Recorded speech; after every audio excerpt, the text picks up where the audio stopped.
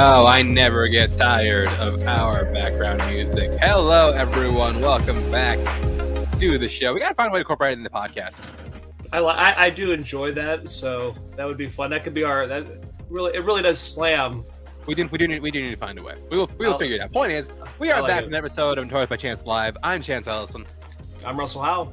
And this is our current events show. Although some of these events are just not very current at all.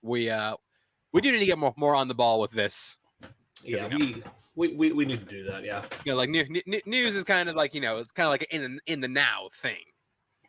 It is, and it is. We are not in the now. We're not in the now, but some of these stories are in the now. Some of these stories are in the past. Well, we never gave our thoughts about them, so we're gonna do that. We have also something to talk about, including that. We're doing our very first tier ranker. That's exciting. Never done with those before, so that should be fun. Sports, television, movies, all that good stuff. Let's start off with our first segment, of course, the wonderful world of sports. Now, look, we are going to talk at length about the NFL later this week, and we'll get to why later in the show.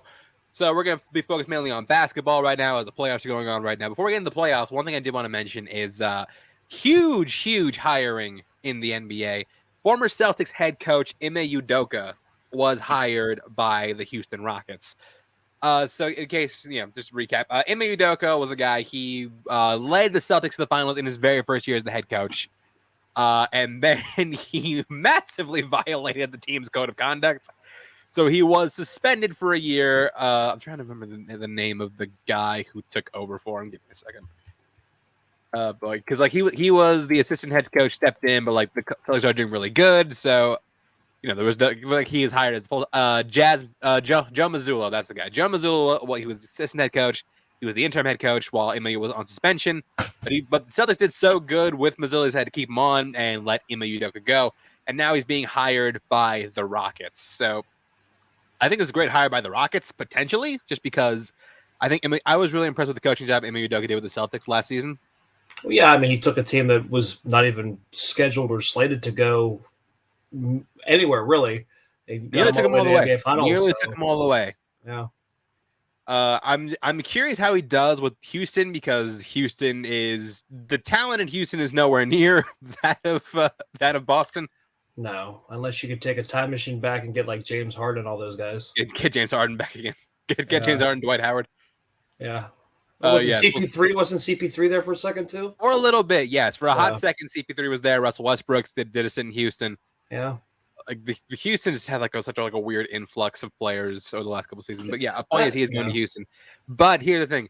Houston is currently in contention for the number 1 overall draft pick. They finished bottom 3, so they have about as good a chance as anybody else. Mainly the bottom 3 have this exact same odds in the lottery to get the number 1 draft pick. So very well possible that he could get the number 1 draft pick, which as a Spurs fan I'd fucking hate, just because I want the number 1 draft pick. Yeah, there's just one dude, Victor Wembanyama. He is this incredible prospect out of France, and he's the highest graded NBA rookie prospect since LeBron James. Oh, really? Wow. Some would say he's an even better prospect than LeBron James. Only time will tell. Time will tell, but either way, we'll see how Ime does with the Rockets.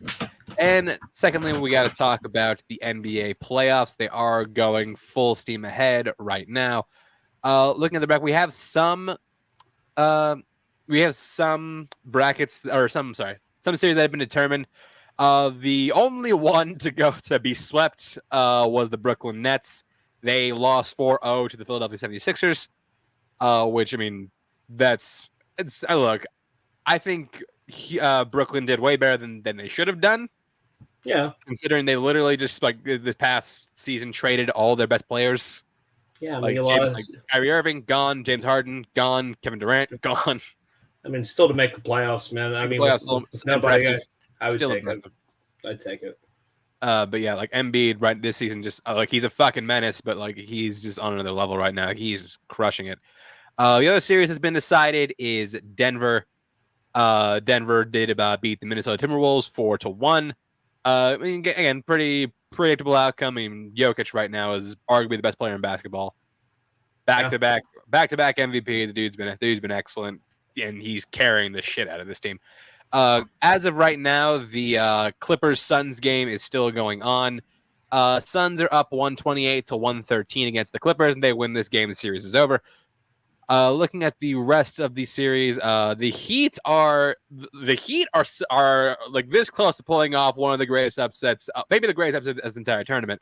They're up 3-1 against the number 1 ranked Milwaukee Bucks. Biggest problem with the Bucks is Giannis has not been able to stay healthy. Yeah. Yeah, like when your best player cannot be on the court, it's going to cause problems. Yeah, especially when you don't really have a whole, co-starring cast, I should say. With just they don't have much. They have a decent bench, but it's not one that will carry them anywhere. No, you need your top dog. The Knicks about to win their first series. They're up 3-1 against Cleveland. They play tomorrow. So we'll see if they can close that one out. And Boston currently up 3-2 against the Atlanta Hawks. Although the Hawks are not getting up without a fight. Trae Young today, holy shit! This dude put up 45 points. Oof. Yeah, he was fucking excellent in this game, and it honestly makes me worried that Boston might find a way to blow this. I mean, it would be Boston-like if they did blow it. Yeah. I mean, no, that's Boston under Doc Rivers. But and Doc Rivers is no longer there. I'm waiting for the Sixers to blow a 3-1 lead again. I mean, nothing amazes me anymore. No, in the West, amazed, I should say. In the West, like we said, Denver's already moved on to the conference semifinals. The Suns, like I said, currently up against the LA Clippers. If they win that one, then they're moving on to face the Nuggets, which that series is going to be amazing if it happens. Yeah, it should be. The Kings, holy shit, they are the biggest story of the basketball season this year. Yeah, they're the feel-good story, I guess I should say. Yeah, that's why that's a 2-2 series right now, isn't it? 2-2 series right now, but it's still the fact that this team was just walking mediocrity for so long. Yeah. And then you have this 1 year where they just turn it all around, win their first playoff game in 17 years. Since the likes of Chris Bibby, maybe, and little C-Web. Well, yeah, little C-Web. Little Jason Williams days, Yeah, and it was looking really good for them in the first 2 games. However, second 2 games were a different story. Golden State did come back. The third game was just a shitty showing by the Kings. I'm going to say it right now. Well, they were not good.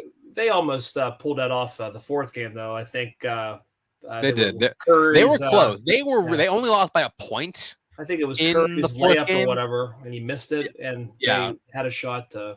It was only so I still have the Kings winning this series, but God, this could come down to the wire. Like again, the Warriors are a team you do not want to let your guard down around. I haven't been overly impressed by the Warriors this season, but if you let them get rolling, shit. They're doing the things that LA's doing right now, the Lakers.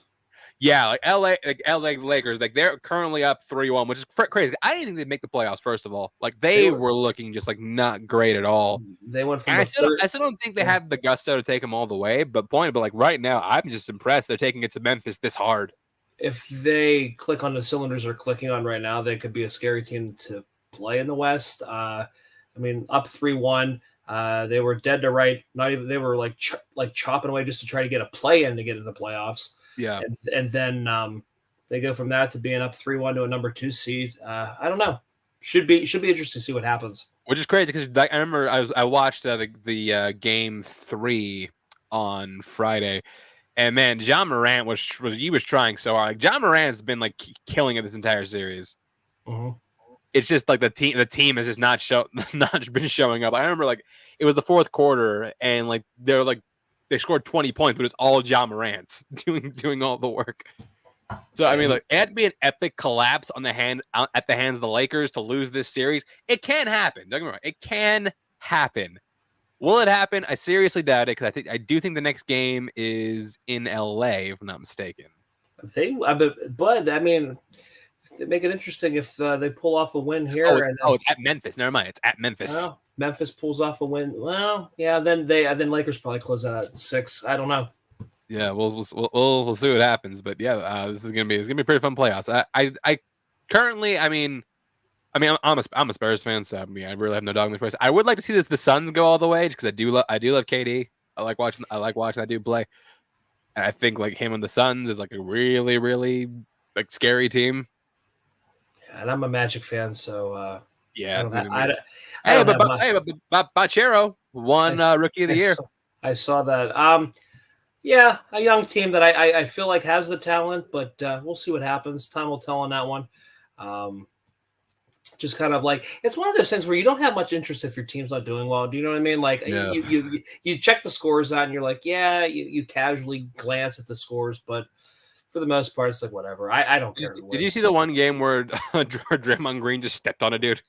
Yeah, I saw that. He only was suspended for one game, and then suspended for what? One game for one game. That's stupid. He is a very hot-headed player, man. He reminds me of a Dennis Rodman. A little bit. Almost. Yeah, with just that hot temper. Rodman could score. That's the thing. Rodman could score. Well, that's the difference. But definitely the hot-headedness, I think, is one of those things that kind of remind me of. I would agree there. Yeah. So, yeah, we'll keep with the NBA players as they continue on. We now move on to our next segment, which is trailer talk. We have a whole lot to talk about today. Let's start here. Let's start with Extraction 2. Just because. Oh, sure. So, yeah, Extraction 2 is the sequel to the 2020 film Extraction. I think that's when the first one came out. I would not know. I did not. You haven't seen it, did you? You haven't seen it, have you? I have not seen it. I cared like zero. Like I was like 0% interested in it, but I did see it. It's not bad. Was it all right? Not bad. Pretty solid. Is there more extracting to do? I guess there is more extracting to do because I'm also like, I mean, because the first film it ends in a way where you're just like, how the fuck are you doing 2? Yeah. I'm not gonna spoil how, but like, here. Actually, okay, fine. I will spoil it because it doesn't. I really don't care. Go for it. Like, it ends with Chris Hemsworth dying. That's what I kind of. As soon as you said that is what I kind of thought. I'm like, oh, that's probably how that's going to happen. Yeah, like it literally ends with him getting shot off a bridge, and you're just like, how the hell are you here? What's going on? So what are we going to do in the second one? Was like all like a dream or something like that? I don't know. But yeah, he is back as Tyler Rake. Yes. And he's back on another adventure, another high stakes mission. Ready to pick up the leaves. The director came back, Sam Hargrave, and written again by one of the Russo brothers and produced by the Russo brothers. I think they said there's like a 15-minute long take action sequence in this, or something around there. So yeah, Russell, what do you think of the trailer for Extraction 2, and does that encourage you to check out the first Extraction? It looked okay. I mean, it looked like a fun action film. It was really cool when Hemsworth was fending off all this stuff with the shield and blocking stuff, and then his arm's on fire and he's punching people. It looks fun. That might be your 15-minute sequence right there. That might be. Like the action in the first Extraction is pretty good. Like the problem is just like it's surrounded by a story that I could not care less about. I mean, it's just going to be a movie that's just oversaturated with action scenes and the story sucks. Do you know what I mean? Like, yeah, who knows? But I mean, it's okay enough. It looks like a fine action film. I don't know. We'll see. We'll see how I feel in June when it comes out. Yeah, it comes out June 16th, 2023. Next show we're talking about. Let's talk about some Fool's Paradise. Oh. So this is a film directed by Charlie Day, also starring Charlie Day. It's the first one they directed.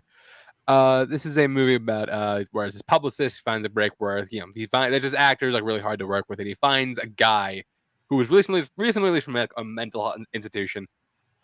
He doesn't speak, but he uses him to like take this place and do a bunch of jobs with him pretending to be this actor. So this is again written and directed by Charlie Day, and the funny thing about this movie is the fact that he showed a rough cut to Guillermo del Toro. Okay. And like Del Toro gave him notes, and based on that, he did 27 pages worth of reshoots. Really? Yeah. Wow. Okay. I was wondering, just like, why? I'm like, why would Charlie Day be talking to Guillermo del Toro? I'm like, oh, wait a minute, he was in fucking Pac Rim. Jesus Christ! Yeah, he was. Wow. I mean, that was so long ago. Yeah, I remember reading that story. I'm just like, why the fuck is he talking to? Oh my! Oh, fucking that's right, Pac Rim. He was in that movie. He's worked with Del Toro. He was in Pac Rim. Yeah. So, Russell, what do you think of the trailer for Fool's Paradise? Sure, let's do it. Why not? I don't know. It looks okay. I don't know. I think it looks fun. I think it's pretty interesting. It It looks fine enough. Yeah, I mean, I'm not saying it looks awful. I mean, it looks okay. I Sure. mean, I think it's interesting. I think Day as a writer is really good. Like it's always in Philadelphia, like where he writes a lot of, is one of the best comedies on television. So I would definitely like to see what he does with the full feature. Would you be surprised to know that I've never seen an episode? I would not, even though I think you'd really like it. I would encourage checking it out. All right, maybe I'll have to. Uh, it comes out Fool's Paradise comes out May 12th, 2023. Next thing we're talking about is Talk to Me.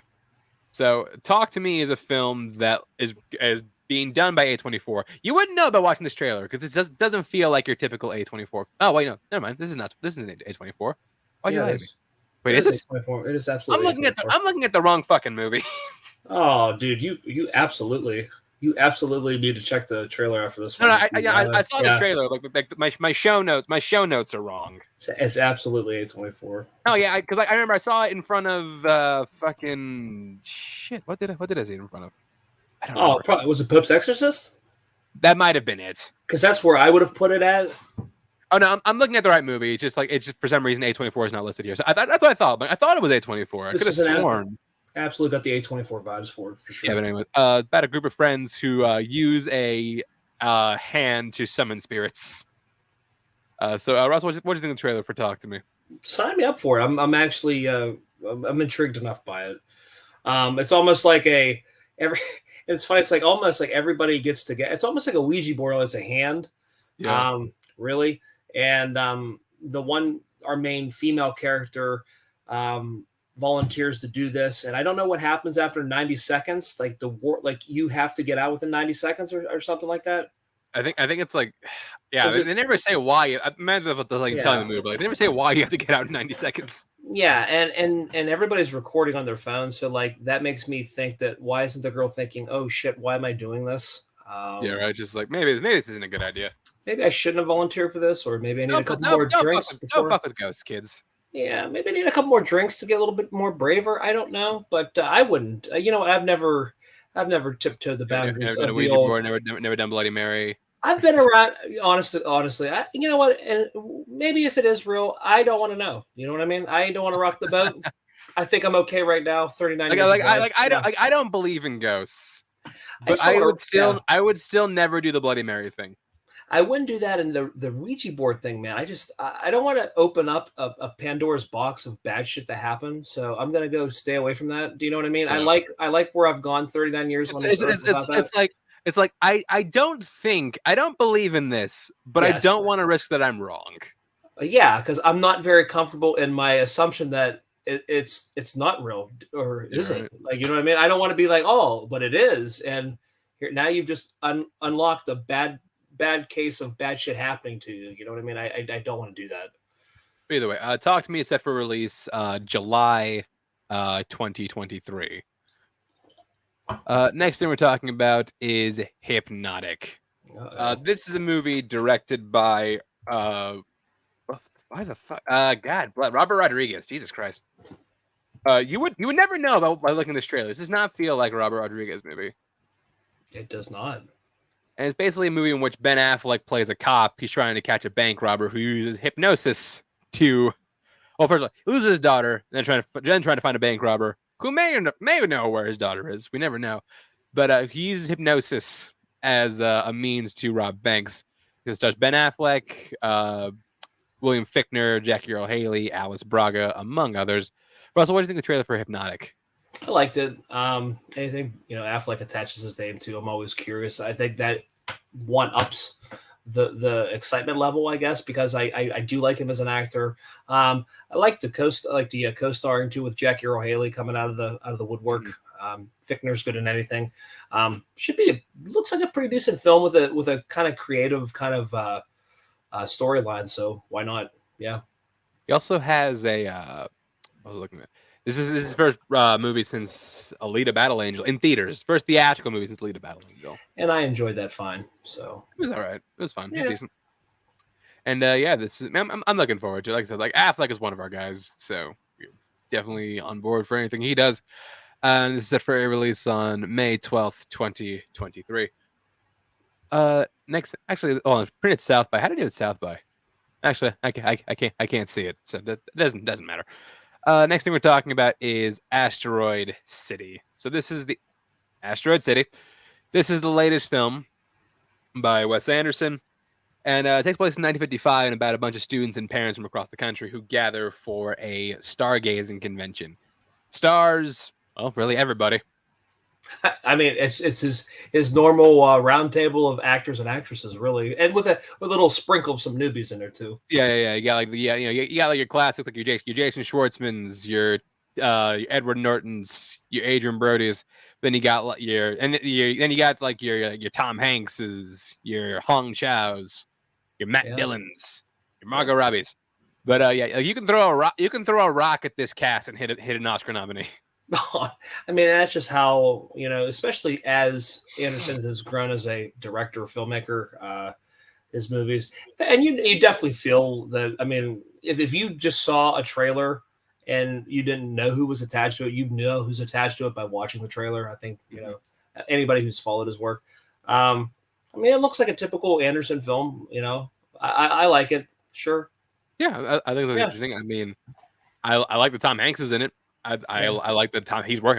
I like Tom Hanks work with him. Yeah, and I like I the think he's French a good actor. Dispatch was his last one, right? Yeah, it was. That was a good and movie. and I really liked that one. So yeah, and I liked how we had the chick from *Handmaid's Tales* in there too, Elizabeth, or was Oh, it? she was in this, wasn't she? Yeah, Yeah. what's the hell's her name? Moss, Elizabeth Elizabeth Moss, right? Moss. Yeah, that was nice to see her in it too, because I just like the kind of like the as we see as more time elapses, you get more and more. You know what I mean? You recognize more and more people in his Yeah. films. I guess you know what I'm saying. It's just kind of No, cool to have. no Owen Wilson just yet, but maybe he's maybe it's a secret. We don't know. Yeah, well, I have to. I gotta send you this. I don't know. I must have saved this clip of. It's a lightsaber scene, but it's only voiced in Owen Wilson's. Okay. Yeah. I'll have to send it to you. Yeah, So some of that. be prepared for that. Next thing we're gonna be talking about is that's not the right one. Insidious: The Red Door. This is the I can't believe this is the fifth Insidious movie. We just gotta stop with this stuff. Although Insidious as a franchise pretty consistent. Like there's worse you can do than Insidious. Yeah, I mean, but there's just a time where it's like, all right, we get it now. You know what I mean? Like, I don't know. But yeah, this is 10 years after the events of the first two films, in which the Lamberts are back. Dalton Lambert, played by Ty Simkus, is going to college. But some things from their past are not letting him move on. Again, Ty Simkus is back, so is Patrick Wilson, so is Rose Byrne. And Patrick Wilson actually directed this one. Oh well, I mean, I'd be curious enough with that. Sure. Yeah, so that Patrick Wilson directing this is what's the real selling point for me, because like I just find that fascinating. But what do you think? But so like you're not in the trailer for The Red Door? I don't know, man. Like I'm just so over these rehashing the same shit over and over again. I mean, I'll go see it because again, I've already, you know what I mean. I've already put myself into those, so it's kind of silly to not do that. But yeah, I'm just kind of like with them. You know what I mean? I'm burned out. We haven't had an Insidious in. I know, but like between years. that, the Conjuring, and then what, we're gonna have another Conjuring, aren't we? Like I thought is that maybe another Insidious? I think eventually. No, just, I'm sorry. They announced a Conjuring. I think they announced a Conjuring show for Max, which we'll get to that in a second. Yeah, I don't know. I'm just tired. I think again, as far as horror franchises go, you can do worse. Oh, you could absolutely look at the new Halloween films. Fucking Yeah, sucked. that's a good point. Or I should say the last two have sucked. Mainly the last two. More especially the last one. Awful. Yeah, the last one was pretty bad. And we'll save that for an absolute roasting. I can't wait for that. Yeah, I mean both of the last two. I mean both of the last two were pretty bad. Man, I would. And this is also not the last one we'll be talking about Halloween in this show. We'll get to that later. But yeah, Insidious: The Red Door comes out this July. Next thing we're talking about, let's hit on our first real look at Barbie. This is again, we still don't know what the story of this movie is, but this gives them more of a feel for the tone and the world this movie's setting up. This is the latest film from director Greta Gerwig, and it has it's an absurd cast, an absurd crew for for this kind of movie. Just absurd all around. Margot Robbie, Ryan Gosling, Issa Rae, Alexandra Shipp, Kingsley Benadir, Simu Liu, just so many great talented people. What do you think of the trailer the latest trailer for Barbie? I mean, it looked like how I kind of envisioned how it was going to be. Do you know what I mean? Like even with that whole 2001: A Space Odyssey teaser trailer or whatever, like you kind of thought that this is how it was going to go. But yeah, it doesn't surprise me. I'm curious enough to see it. I mean, I'm vaguely. I still have no idea who this movie's actually for. Like, is this a family film? Is it for kids? Like, is it like for adults? Like, who's this for? I'm curious. Yeah, I am just not quite sure. Yeah. I don't know. Is this like a ladybird, like a late teenage or late teenage years, like movie? It has no.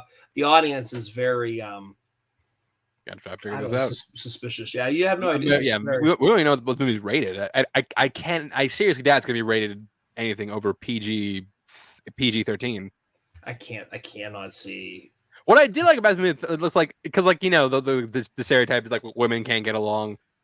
Yeah, what men do. I like that like all the Barbies seem to get along, but it's the Kens that have problems with each other. Yeah, I do think that was funny.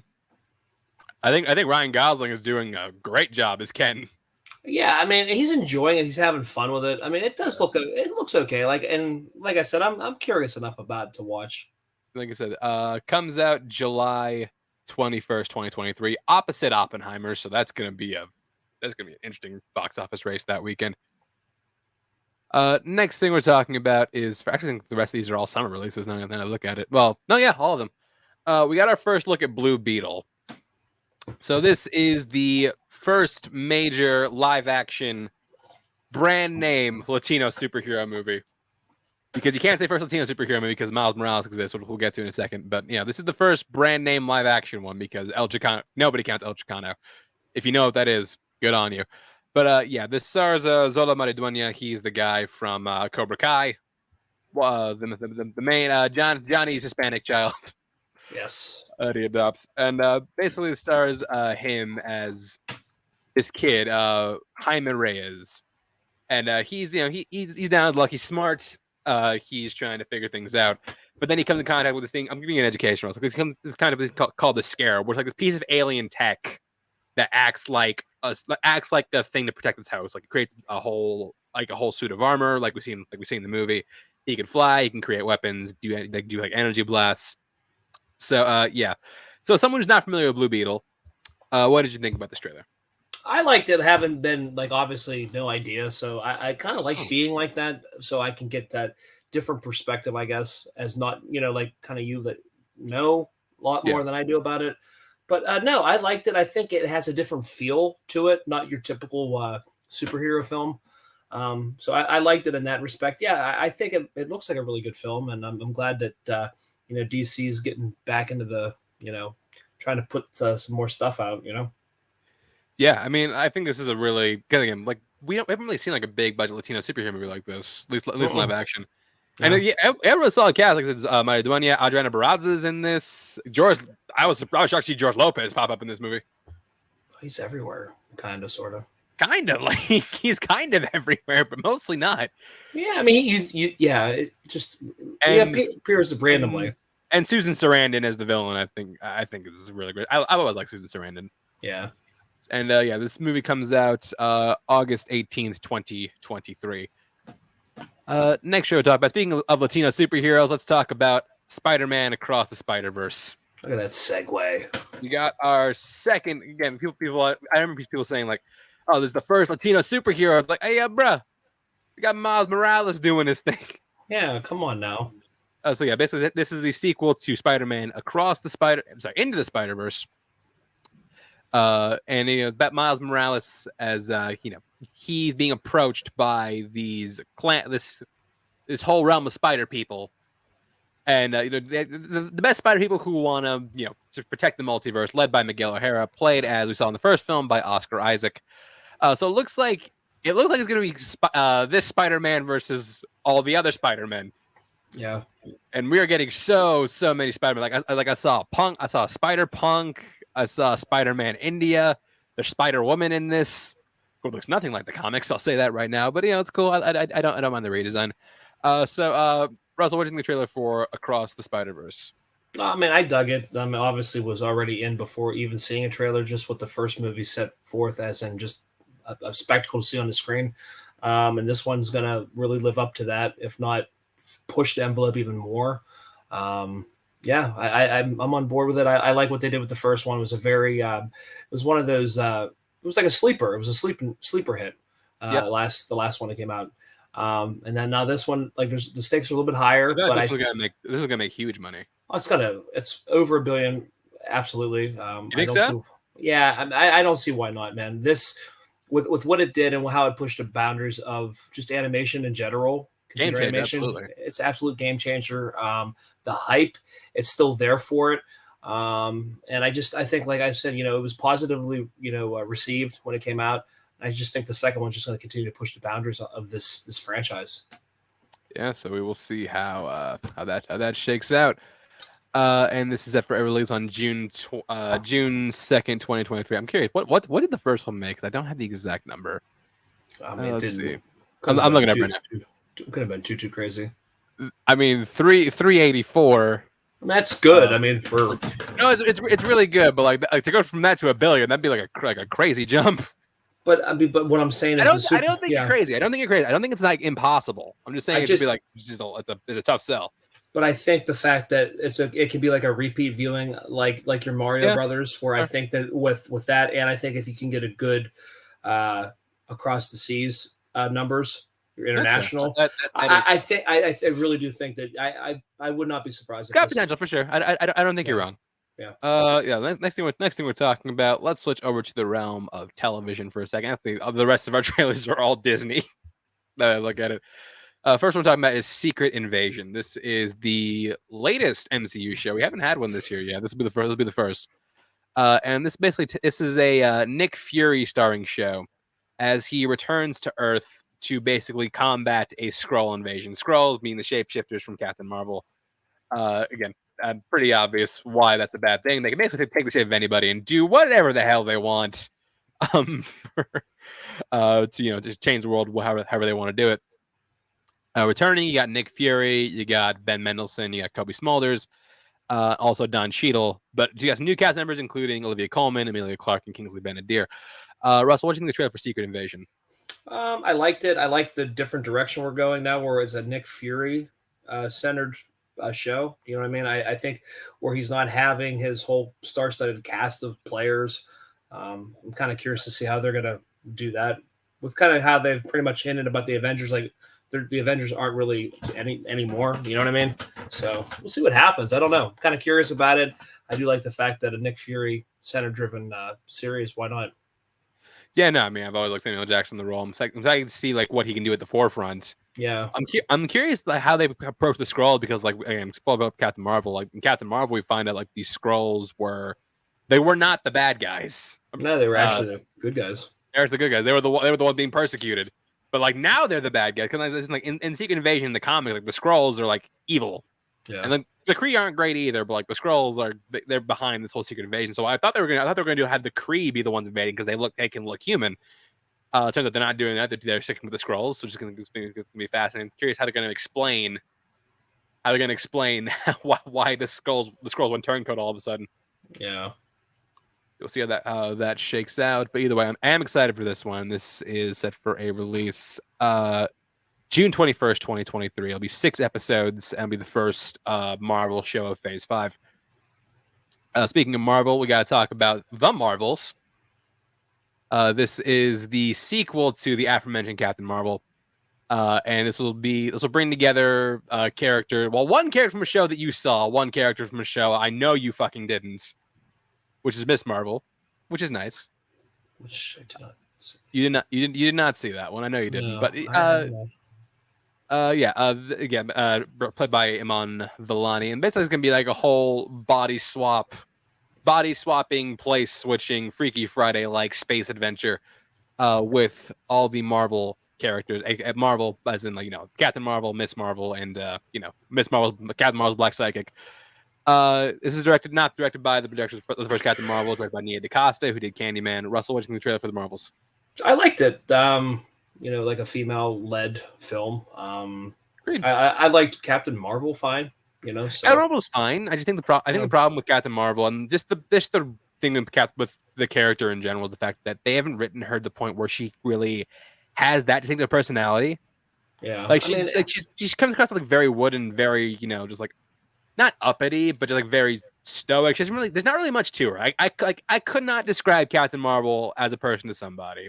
well, maybe they give Larson something to work with on That's this. what I think. Maybe. That's what I think. Yeah. I don't blame Larson for it. I just think she's suffering from like bad just like not great direction or writing. No, she's definitely a But I great think he can actress. turn Yeah. it around. She's an excellent actress, and Yeah. something like Kong Skull Island, she can take a nothing character and like make it great, make it interesting. Like Captain Marvel is like one of the best characters in the Marvel canon, so I think she could kill it, and I hopefully think the change of direction will give her that chance to shine.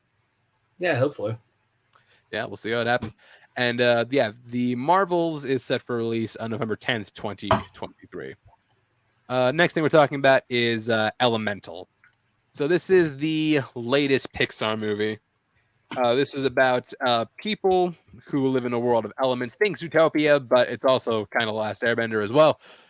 And it's basically a love story between a guy of water and a woman of fire. So Russell, what do you think of the trailer for Elemental? Isn't that a little bit of Warriors of Virtue too? Wasn't that something like that? Yeah, I mean, I think they all like represented a certain. They represented virtue, but like they're all just elements anyway. It's just like what? No, that's not how this works. Anyway, yeah, no, I like it. I like the colors. It reminds me a lot of Inside Out with just the color A little work bit. to it. But no, definitely, really, I've really enjoyed Pixar. The recent films, and I just kind of like think that they're really just changing the game up. They're mixing it up. They're not They're getting trying new too, stuff, which I do like. and they're not getting stagnant with the same old, same old. You know what I mean? So I appreciate that, and I'm kind of looking forward to seeing what this movie entails. Yeah, I am too. I also think they have like a bunch of like unknown or like lesser known actors in this. Yeah. Like again, the biggest person in this cast is probably right now like Catherine O'Hara, and like she's cool, but like she's not like you look at some of the other ones like you had like Chris Evans and Taika Yeah. Waititi, and like we're not getting all that, but like still, I don't think it's necessarily a bad thing, and I do think like I'm familiar with some of the actors do have cast in this. I do think they are talented. So yeah, I'm looking forward to this. Comes out June 16th, 2023, and it's premiering at Cannes at the Cannes Film Festival. So that means they probably have some kind of faith in it. Yeah, for sure. Also premiering at Cannes, weirdly enough, Indiana Jones: The Dial of Destiny. We got our second and final trailer for this movie. And basically we get kind of get a more of a feel for what the story is. We find out that there's this aforementioned Dial of Destiny that the Nazi maybe guy is after. I mean, his name is German, so he probably is a Nazi. Yeah, why not? He was a former Nazi. There you have it. When in doubt. So yeah, it takes place in '69 during the space race. And Indy's trying to procure this Dial of Destiny before a Nazi gets it, because you always got to go back to the Nazis with Indiana Jones. You got to stick with what works. Stick with what works. They are 2-0 when it comes to Nazis. There you have it. What do you think of the trailer for Indiana Jones and Dial of Destiny? I dug it. Definitely got feels of Indiana Jones of yesteryear. I think this movie is going to be a lot better than Crystal Skull. God, we can only hope. Hope so. But yeah, no, I'm on board. I'm looking forward to a new, Harrison Ford teaming up with Spielberg. You have to actively try to make something worse than Crystal Skull. Yes, and that's why I think we're going back to the Nazis. Back to Nazis. More Nazis. Yes. Less Russians, more Nazis. Less Russians, more Nazis. There we go. Lex, we were talking about. Actually, that's it. We're going back into Notorious news. Got a lot of things to talk about for varying degrees of positivity. Let's start with the most negative news. Got to talk about the Jonathan Major situation. Oh, Yeah, you're not wasting any punches, are you? Huh? That could be a Creed. It was a Creed reference. It was a Creed reference. Come on now. Sure. Okay.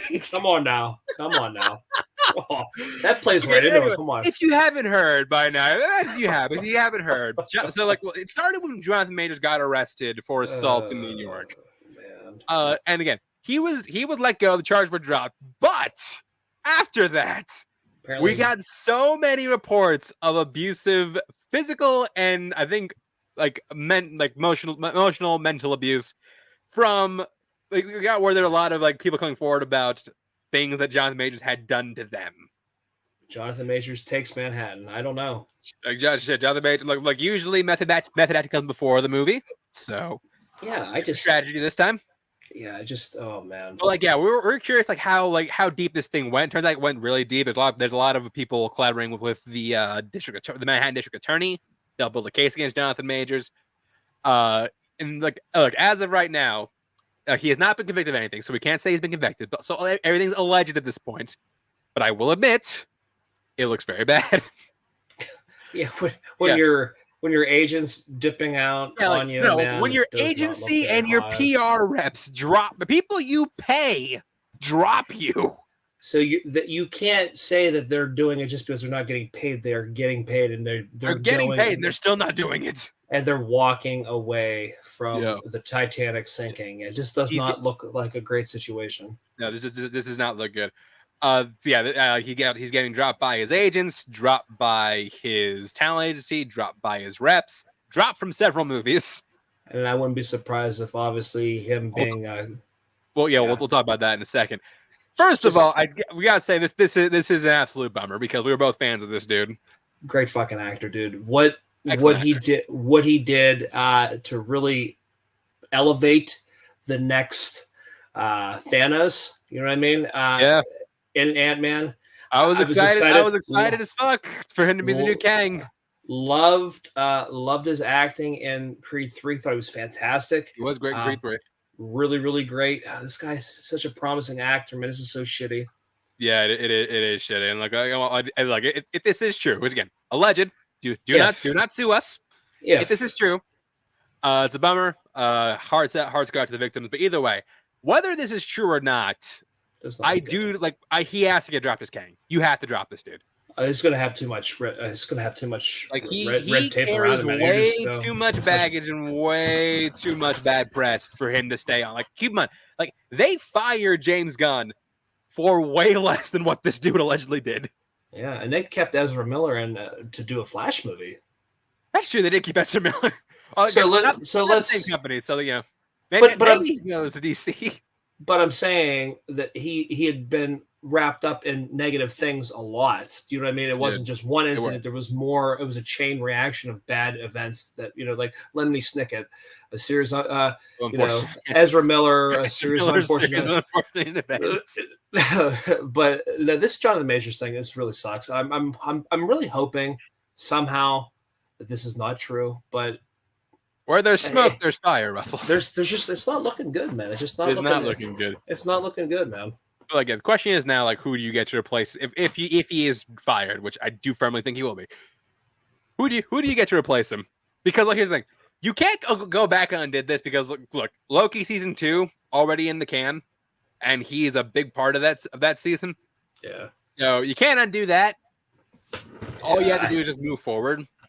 I've seen a lot of call on the internet for John Boyega. I do think that's a good call. I think John Boyega is a really good actor. Boyega would be good, especially the way he has really kind of revitalized career post Star Wars, and I think that would be a perfect stepping stone. Oh no, absolutely. I think Boyega would crush it. I mean, Sterling K. Brown's the guy I'd want. He's played in Jobu. No, not in Jobu. Yeah, in Jobu. Daniel Kaluuya would be good, pretty good too. Yeah, but he can still come back as Wakabi though. Yeah, but I'm saying but even like other guys like Coleman Domingo, I think would be a really good substitute. I think he's an awesome actor. One I threw out on Twitter, John David Washington. I think he'd be awesome. Yeah, I mean they're not making a Tenet sequel, so he should be good. Lakeith Stanfield, I think he'd crush it. Lakeith Stanfield would be a good actor too. There's a lot. Kelvin Harrison Jr. would be awesome. Yeah, just really sucks. It's a shitty situation. I'm curious to see what Marvel does, but I feel like we're gonna get news any day now that he's been dropped. Good news, I do have his pop figure, so that'll be worth something hopefully. Eventually. Maybe, I don't know. That's not nice. Come on now. Ask decide 8 beats your ass. Wouldn't be the first time. Oh, Oh shit! There we go. right, There we go. we're moving on. There we go. Next thing we're talking about, we mentioned it. We got to talk about the Super Mario Brothers movie. Wow, Holy shit! huh? We both thought it would do well. We didn't think it'd do this well because, like we both saw the movie. We liked it. We enjoyed it. Yeah. But Jesus Christ, I'm looking at the numbers right now. Jesus Christ, like it's nearly at $1 billion. Yeah, that's the power of Mario, man. When done right. It is far and away the highest grossing movie of all time. Had the highest worldwide opening for any animated movie. It'll be the biggest animated film, won't it? Not of all times. It's got a little ways to go. What's up there right now? I think Frozen still holds top spot. Okay. Well, let me double check that. And then speak of the devil, I think Frozen 3 is coming out, so we did talk about that earlier, about that a few weeks ago. But yes, Frozen 3 is happening. Let's see. I'm trying to find it. What's the highest grossing animated film? Is it Frozen? This is definitely high. Oh, it's Frozen 2 actually. Really? Okay. Well, Frozen 2 was okay. Frozen 2 is good. Unless you count Lion King as animated. I mean, Lion King's always going to have. Oh, you're talking about the live action one? 2019.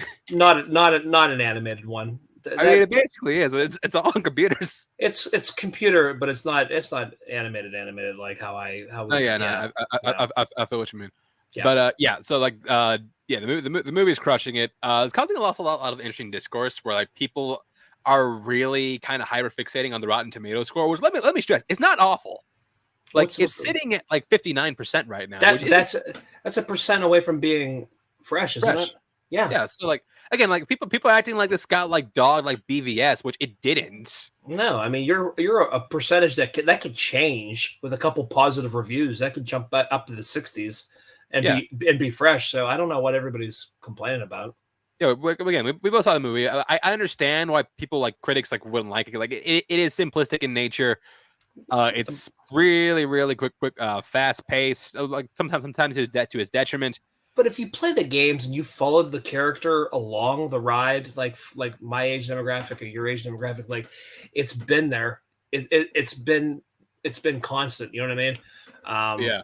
It's also huge for Nintendo because keep in mind, like the original Super Mario Brothers movie was so bad it scared Nintendo off of making a movie ever again. Which you guys can clearly find out our reaction to. You can find out why. Also, did a live commentary for. You guys can actually watch the film with us. With our commentary. You could play it and watch it live in live time with us. Yeah, absolutely. Oh yeah. But so like this also did solidify the fact that Nintendo is, first of all, Nintendo did say they were going to make more movies.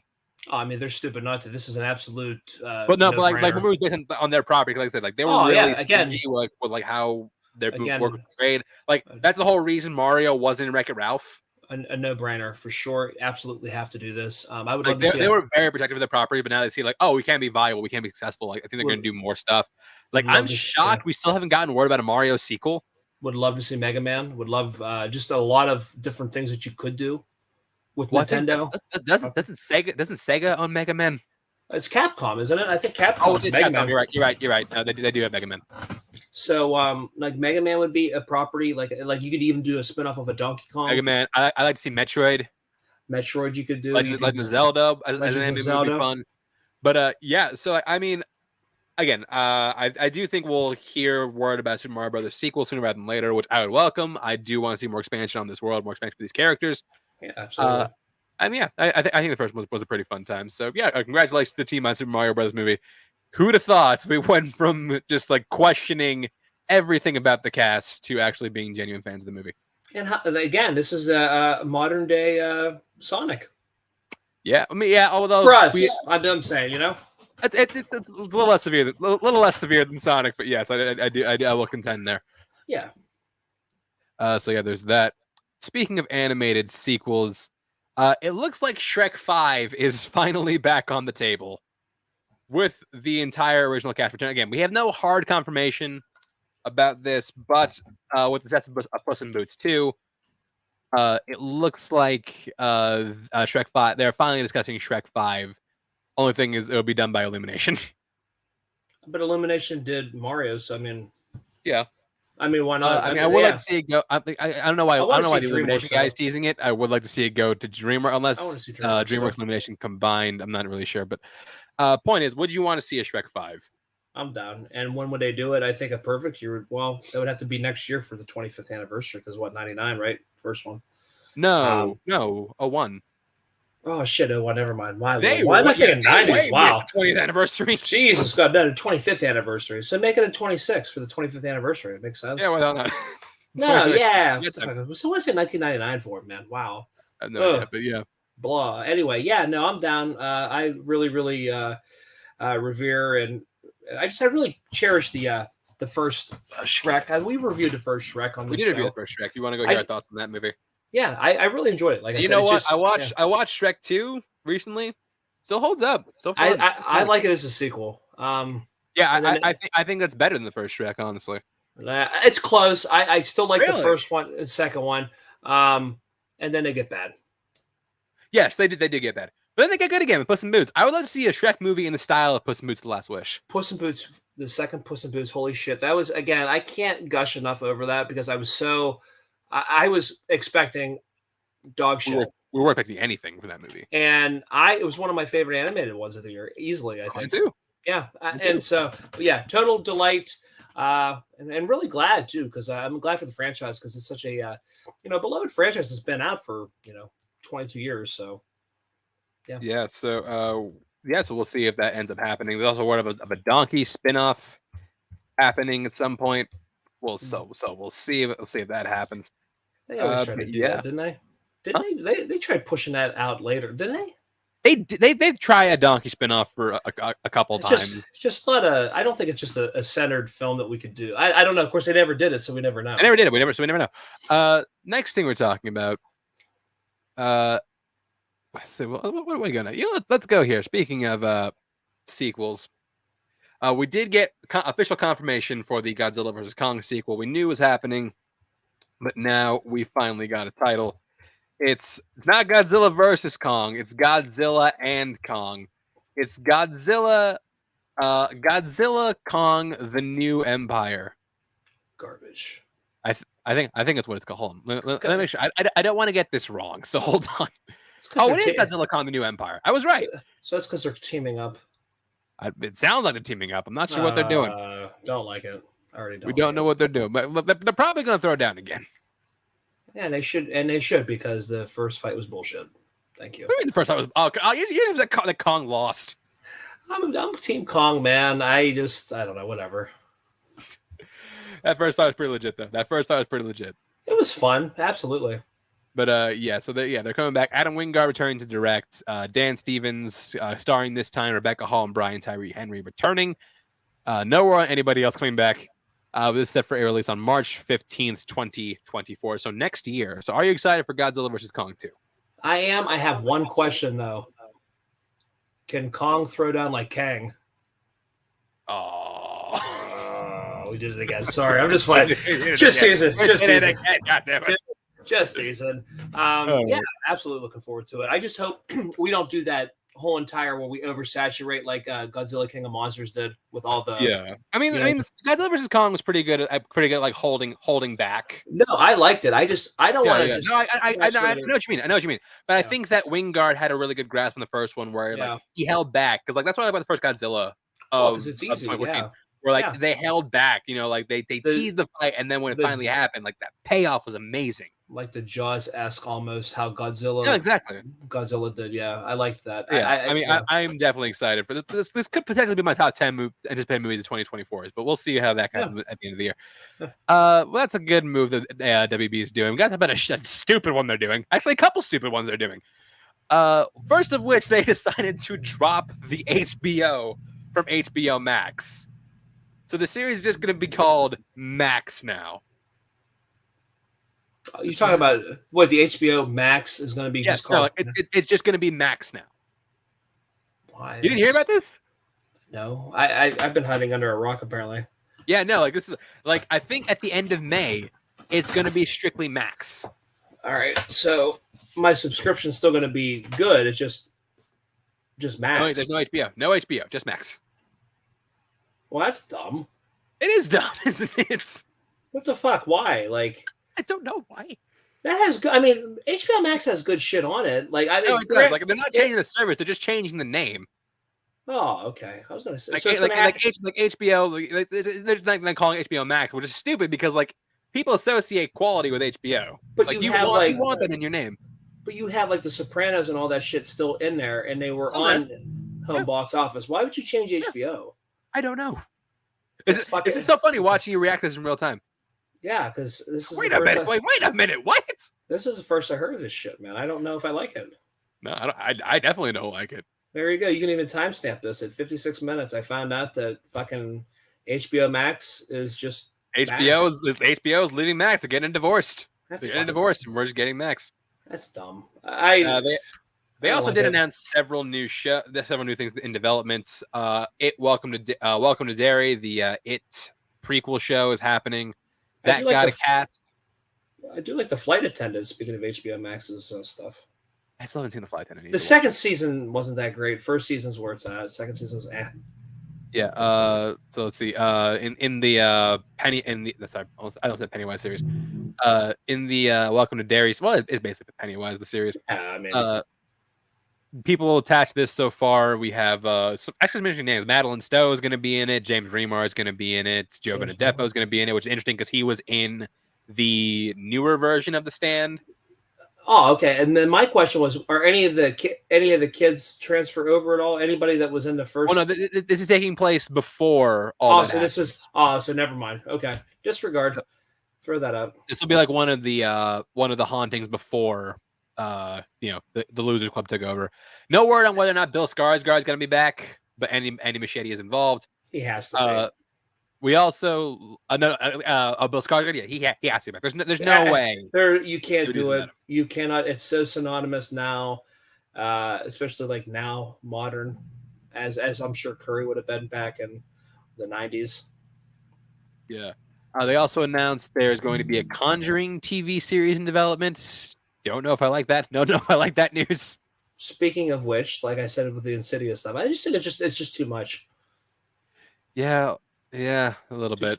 Hey, did you hear? You might have something there. Did you hear something else that's going to sequel? What? The Pope's Exorcist, buddy. Wait, are you serious? So look it up. Look it up. Yeah. Hold on. The Pope's Exorcist. Did that make money? You're welcome. Yeah, I think it's made over $40 million. It's a surprise hit.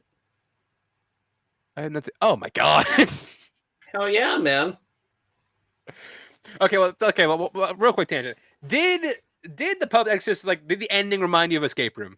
Because it gave me mad Escape Room vibes. Oh, you're talking about yeah, for sure, yeah. I'm just like, you gotta be fucking. It's Sony again. Yeah. I'm just like, you just did this. Yeah. But my thing is I and you can obviously see our reviews on TikTok. Notorious by chance. We're just throwing out the plugs. Love it. Yeah. But no, I want to see more of like a prequel story about the priest. You know what I mean? Like kind of where we spend more time. Why did he choose to become a priest? Not just like he's just thrown into this one family that just moved into you know what I mean? I want to see a little bit more about what got him to where he is. You know what I mean? A little bit more of the backstory. Yeah, but I liked it. I did. I thought Russell Crowe really embraced the role pretty well. I think he really cared. You could really tell that he actually. It wasn't a phone in. It wasn't a phone in performance. So yeah, I'm kind of glad. So some other things they announced. They announced a new Big Bang Theory spinoff for the platform. I heard that, and that's crazy. I like. How do you do a spinoff? I don't think that's again. We don't know what it's about, but I don't think it's a good idea. I just don't know how you do it. Like you had 10 seasons on the other one. Like I don't know. Easily the dumbest thing they announced was this. There is going to be a new Harry Potter series for the platform. Not set in the universe we already know. No. They're going back to scratch and they're doing the books again. It's going to be one. They already given this a 7-season order. It's going to be 1 season per book. And J.K. Rowling is still a producer. So she doesn't give a shit because she's going to make bank off this. Yeah, potentially. I honestly huge money. I don't think this gets to 7 seasons though. I'm being completely honest. I mean, you have a following enough. If the first season is good and it gets steamrolling through the books, But I think it we does. just finished with Harry Potter. I mean, we know the books, but I mean, it's one of those things where And like I I don't, get it, like they're not the most faithful adaptations of the books. I mean, like they hold mostly true with the other stuff they didn't get into. But like how do we you just got done. then how do you like recast all these people that have been so beloved? Like you Yeah, obviously exactly. Like we're you just just had like Hagrid. Hagrid just passed away. Like how do you do all this? Like I don't know, man. You have you have Alan Rickman, passing away. So synonymous with obviously Severus Snape. I don't know, man. I don't know how you.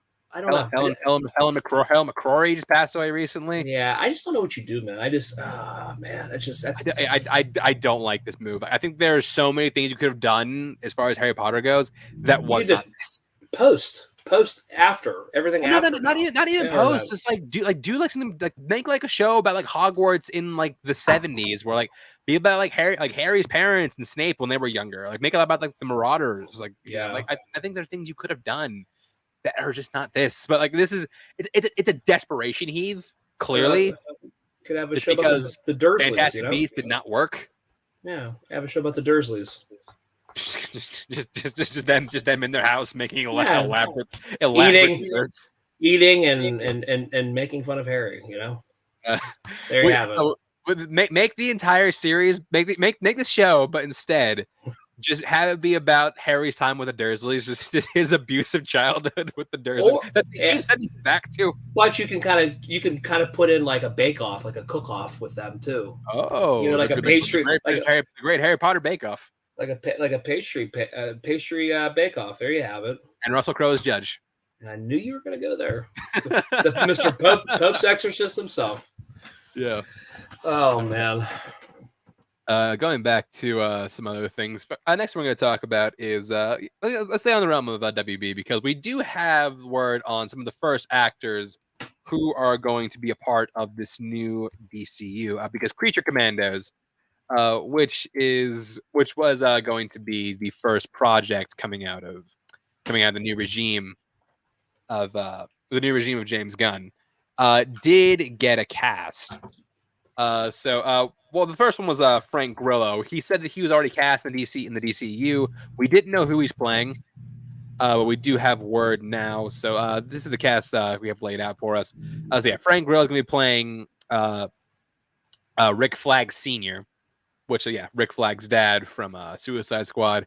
Then we have David Harbour as Eric Frankenstein, Sean Gunn as G.I. Robot. Indira Varma, she was in Obi-Wan as well as Game of Thrones as the Bride of Frankenstein. Alan Tudyk as Dr. Phosphorus. Maria Bakalova as Ilana Rostovic. Zoe Chow as Nina Mazursky, and Steve Agee as Economos from Peacemaker. Also appearing in the show will be Viola Davis as Amanda Waller, who is getting her own show in this regime. This is important to know because James Gunn already said we're gonna he wants uniformity across his franchise. So like these characters will pop in and out of animation. Like if you want to sign into the DCU, you gotta be ready to commit. Like you're gonna be this character in animation, live action, TVs, movies, video games. So they have guys who are willing to do that. So you hear this cast. What do you think about it, Russell? Yeah, I mean, I like the whole consistency factor that you're gonna have these people, and it's not gonna be like, they just up and cast somebody else, I mean, I like that. I mean, and the people that they have, I mean, they're just solid choices, Absolutely. They're all really solid actors. Clearly people Gunn's comfortable with, like he's got to put Sean Gunn in his thing, which is fine. I do like Sean Gunn. I think he's super talented. I go back to Gilmore Girls with Sean Gunn. That's where I come from. But yeah, no, I do like this cast. Creature Commandos is like one of those DCU products that I'm really excited for. Yeah, I mean, I'm really looking forward fun. to Creature Commandos. It's because I think the concept sounds fun. I think James Gunn, that's what he does best. He takes these like weird characters and can just do like some really fun project with them. So I'm looking forward to this. Next thing we're talking about, Amazon is currently in the process of rebooting several MGM properties. Let me just pull up this list. Because they released a list of things they're trying to reboot, Russell. So yeah, in case you forgot, Amazon does own MGM now. These are things they're trying to reboot with them. We got RoboCop, Stargate, Legally Blonde, Fame, Barbershop, The Magnificent Seven, Pink Panther, and Thomas Crown Affair. Which is ironic because like most of these have already been rebooted at least once. Well, that's what I was gonna say. Like Pink Panthers were all rebooted. Thomas Crowns were all rebooted. Like literally, the only things here that have not been rebooted so far are Legally RoboCop's Blonde, rebooted. Barbershop, and that's it. Yeah, everything else has been rebooted. Yeah, so we're trying all this again. We don't know which one's gonna be movies, which one's gonna be TV shows. But look, okay, so out of that list, which one would you be down to see a reboot of now? None of them. I don't know. Oh, shit, man. You know what? I would be down for another Pink Panther because I think we need more sleuth comedies. I would be down for another, but a well-made RoboCop. I would be down. Yes, another RoboCop, but another good RoboCop. Yes, I would be down for a good RoboCop. Because it's been over almost 40 years since the last good RoboCop. Yeah, I mean, I would say the original, and then I liked RoboCop 2. Fine. RoboCop 2 is decent, but like it's not good. But like no, 3's bad. The remake sucks. Yeah, the original's just man, so great. The original's so fucking amazing. But yeah, so that's what's going down there. Next, I don't know how I keep doing this. We keep ending up on all the Disney stories. Let's talk about the rumor one first. We'll talk about the actual facts. The first of the rumor one, we do have word that Adam Driver is reportedly now Marvel's top choice for the role of Reed Richards in Fantastic Four. Look, he may be top choice. I'd be shocked if he took it. Yeah, I don't see that. Like, I can't see Adam Driver signing on to another franchise after Star Wars. Like, I think he did his one thing. And now he's like, because like look at all who he's working with. He's working with like, Michael Mann and Francis Ford Coppola and Noah Baumbach. He works with like a lot of really great directors. And so Ridley Scott. He just did Ridley Scott. He did work with Ridley Scott. But like, yeah, I think Adam Driver is. Look, do I think he could do Reed Richards? Absolutely. I just don't know if he would. That's my whole thing. Like, would I welcome it? Absolutely. I think Adam Driver is one of our best actors right now. But I'm having a hard time wrapping my head around him doing this. Yeah, it doesn't. It's just that's a lot. I just don't think. Yeah. Yeah. Now, granted, again, if we get word like, oh yeah, no, like if he's like, oh yeah, I'm doing Reed Richards, I'm excited about it. It's gonna be a great time. I'd be like, you know what? Yeah, let's go, Adam Driver. I'm excited to see you in the Fantastic Four. Right now, I just don't see him deciding to do this. Yeah, I just, I agree. It just seems like too much. But we'll see. We'll see if it happens. Again, I would love it if it did. Yeah, I just don't think it will. But again, we'll see what happens. But again, this next person also falls in the category of like, I never thought I'd see this person in the MCU, but here we are. Mia Goth has just joined Blade. Just crazy how she blew up, man. Yeah, man, like she was, I think, one of our MVPs of movies in 2022. Yeah, between X and Pearl. X and Pearl just fantastic. And boy, that really just jumped her stock. Oh, absolutely. If she doesn't have those two, she doesn't come into Blade. Probably not, honestly. No, honestly, but I'm not. No disrespect. No, disrespect. Like again, like this, like really, like elevated like Mia Goth, like someone to watch because like she was like indie darling, but now like I think like everybody knows her name now. And Pearl really showcased the acting. I think X set the table, and joining this movie excites the fuck out of me because like she's really someone who, like she said, like I'm not. She's admittedly selected for the project. She's not someone gonna be in like multiple movies a year. Yeah. She only do something if she really believes in it. And she doesn't strike me as someone who take a job for a paycheck. So like, I'm really excited to see what she's gonna do in this Blade movie. And an underrated film that I really like so far from this year, Infinity Pool. I know a lot of people don't. I still haven't seen that one. It's good. It's really good. I really dug it. Dug the shit out of it. It's a Cronenberg. It's definitely the son learning from the father for sure. For the weird, but yeah, it's good. She's fantastic as always. So no word on who Mia Goth is playing, but either way, I am excited as hell to see her in the MCU. I'm excited to see this Blade movie. Like this Blade movie is maybe my most dissipated of the entire Phase 5. Yeah, I mean, they're really just attaching good, solid, the heavy hitters. Oh, absolutely. So yeah, excited to see what happens next. Russell, we got to touch on your favorite subject when it comes to Disney. You got to talk about live action remix. You have to, because we're just going to continue to do this. Now look, we got the word of the live action Aristocrats directed by Questlove. Lilo and Stitch. That's not what we're talking about, though. I said Lilo and Stitch. No, we're talking about similar time zone because we got word that no shit. Stop. They're making work on a live action Oh fuck, that's Moana. right. And The Rock, I fucking saw. I did see him talk about it. Yeah, Yes, we're this will doing it. have The Rock and Ali Kravala reprising their roles from the animated film. I just can't. This, I think, is look. I'm not as like against these live action movies as you are, Man. but even I think this is a bad move. It's just like enough's enough, man. It's just it's too much, This movie isn't even 10 years old at this point. No, it's like what fucking like 7. yeah, that's not a lot.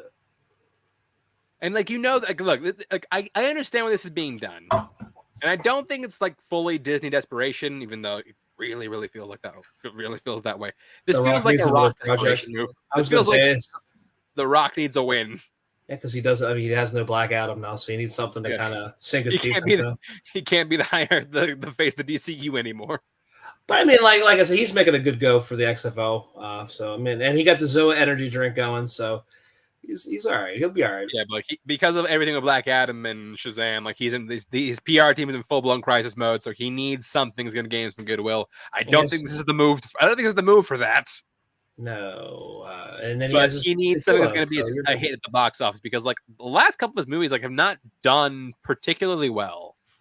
He needs to back out of the family-oriented esque films and kind of, you know what I mean, and go back to what he was Black doing. Adam was him doing that. No, it wasn't. But you know what I'm saying. Like his, I liked his other stuff, like Faster was fun. Faster was fun. You know, I like Snitch Fine. Snitch was good. Again, like going back to that kind of stuff, man. I think that's fun. Obviously, you know, like Liam Neeson made a name doing that kind of stuff. Who else is out doing that kind of? It's the same kind of type of stuff all the time. I'm not sure who you're thinking about. I don't know who I'm thinking about. Maybe it was Liam Neeson. I don't know. It's whatever. Anyway, nobody else. Nobody else. Oh, like Jason Statham. Jason Statham does the same stuff all the time. But dude, that kind of stuff, it's fun. And like I know like the Hobbs and Shaw stuff, that was fun. And then we just completely abandoned that because I think Hobbs and Shaw did decent. It did decent, but it didn't do great numbers. And also, like I think he's fallen out of favor with Universal. With the whole Fast and the Furious fallout, Fast and Furious thing. Yeah, but that was fun, and I think that was just two egos. Or just more Vin Diesel. I don't know, but it's really sad because he really did add a different element to the fact. Because Fast Five is fantastic. That was the first one he came in. That's that series. Yeah, I mean it was fun, and like let's be honest, you know that kind of elevated the game. You know, and it's just kind of shitty that it had to go that way where everybody goes their separate ways. You know, well, not everybody. Not everybody. Just Vin and The Rock. Vin and The Rock, yeah. But anywho, yeah, this just does not sound like a good call. Yeah, like you know, like with something like Lion King or Aladdin or Beauty and the Beast, like I get it at least. Whereas like the people, the kids who grew up with that movie are adults and they have kids now and they want like, oh yeah, we're gonna go watch this, like really my nostalgia, introduce you to something. But it's like the kids who saw Moana in 2016 are still kids. Yeah, I mean, Ella was 1, so I mean, but she obviously like had watched it before. She's watched it recently, so yeah, I don't know. That's just kind of weird. People are still praising the original Moana. We need to be praising the original Lion King. The new one sucked. All right, that's all I'm gonna say. I don't think the new one's that bad. It's just not. It's not 1994, man. It's not 94, but it's also just like I just don't see a reason to be like aggressively angry at it. I don't know. I'm just mad at it wasn't original. So why do it? I get it. No, I fully understand. But the other thing is just like we're seeing like this is gonna be a live action movie with literally the same. And they're the exact same two fucking. It's like, do you cut and paste? You go back and get the rest of them. Yeah, cut and paste. Like to me, that's why I liked Guy Ritchie's Aladdin because it was different. It wasn't like or something like Christopher Robin, which is like it's just like like oh, what happens next? Yeah, and Beauty and the Beast I liked fine too. Like Beauty and the Beast, Cinderella was a really good good take on it. I liked that one. I just this stuff this is just madness. This is we're getting out of hand. Like we're never getting like really desperate when they get to like the Black Cauldron and like Atlantis. Sword to Stone shit. Yeah, they're gonna be like, hey, guys, we're running out of shit. We need to do something. They're gonna do a live action Fantasia or some shit, man. Who knows? Yeah. Don't tempt them. Don't tempt them, man. Live action Mickey Mouse. I don't know what's coming up. What does that look like? But yeah, we do got to talk about Lilo and Stitch because it did fill out the rest of the cast. Let me pull that up right here. We got some unknowns as uh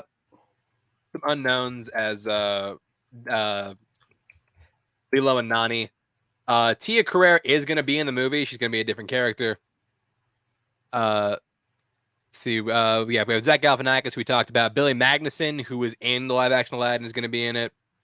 The one that surprised me was also Chris Sanders coming back as the voice of Stitch, which I'm fine with, just because Stitch barely talks, and that voice is so distinct. You don't really need somebody else to come in and voice him. Yeah. The one I liked the most was Courtney B. Vance as Cobra Bubbles. Oh God. Which I like Courtney B. Vance as an actor, but he's like 5'7". Yeah. Like Cobra Bubbles in the movie was like this giant, massive, intimidating dude, and then you're replacing with little Courtney B. Vance. So I mean, I don't mind. Oh, we do got to talk about the role of David was cast by two guys. One guy was cast, but then when you're hired by Disney, your social medias and stuff are extremely vetted. And I think they found some things he used racial slurs, so just oh no, we gotta cut you. Oh shit! So they got somebody else. That guy's probably all excited too. I made the break. Oh fuck! I was too many shots into that. Why did I say that? Yeah. But yeah. So I mean, there's that. Being directed by Dean Fleischer Camp, the guy who directed Marcel the Shell with Shoes On, which is a really good movie. I really like that one. I still have not seen that. Oh, the movie's so good. But yeah, I mean, look, the Moana news makes me a little more optimistic for this. If I'm being completely honest, at least it's been 20 years for this. Yeah, this one can. Yeah. Yeah, I'm fine with this one. I don't care, but just wow. Sorry, I'm still just reeling from the Moana news. Last thing we're talking about today, Star Wars Celebration happened a few weeks ago, and we did get some new word. Star Wars movies have been a mess. Let's be fair. The Star Wars movie division, TV has been doing great. Movie division has been a mess. They did announce a new slate of films, but they've been here before. They've announced stuff before, and it hasn't happened.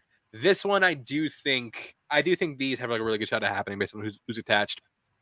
So they announced 3 movies, each taking place in a different era of the Star Wars universe. The first one's going to be a movie directed by. It's going to be about the very first Jedi to pick up a lightsaber. That's going to be directed by James Mangold.